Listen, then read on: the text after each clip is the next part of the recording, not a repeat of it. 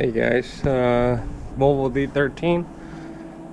It's a pre-boost bus with a check engine light for code P051B FMI 64, crankcase pressure signal, pulse width error. So where the location of the sensor is, it's on the next to the ECM. It's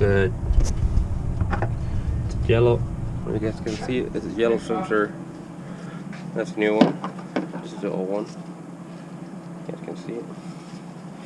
So it just mounts in there. So it's with the socket 1 inch and 1/16, and you put it there and good to go. Hope you guys know where this is, guys, and let me know.